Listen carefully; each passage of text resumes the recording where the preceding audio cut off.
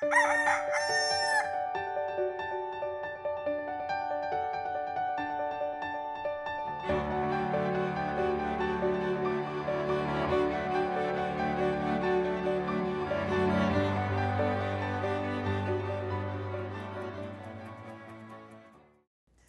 umaga po kapamilya, ko po si Father J-Boy at tayo na po at magkapet pandasal. Tinanong ng nanay ang kanyang anak na nakatutok sa kanyang ginuguhit. Anak, ano ang dinodrawing mo? Sagot ng anak, Mama, dinodrawing ko po ang Diyos. Wala nakakita pa sa Diyos, anak, sagot ng nanay. Hindi nagtagal. Lumapit ang bata sa nanay upang ipakita sa kanya ang Diyos.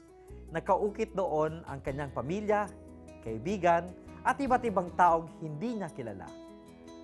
Ang sino mang nagsasabuhay sa mga salita ng Diyos, ang siya ring nagiging instrumento sa pagpapakita ng Diyos sa iba't ibang tao.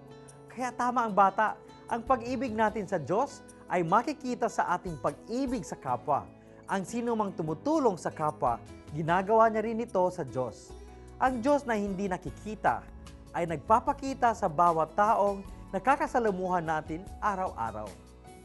Pinapahalagahan natin sa araw na ito ang kapayapaan, hindi lamang sa ating bansa, kundi sa buong mundo nang nagpakita ang Panginoon, wika niya. Sabi niya, ang kapayapaan ay laging sumainyo. Tinatanggap natin ang kapayapaan galing sa Diyos, kaya ibinibigay din natin ito sa ating kapwa. Sa gayon, nakikilala natin ang Diyos sa ating gawaing pangkapayapaan. Kung tutuusin, may nakakita na sa Diyos. Nakita nating mga tao si Jesucristo. Kaya ipagdasal natin ang mga matang makakakilala sa Diyos sa lahat ng panahon. Magandang umaga po.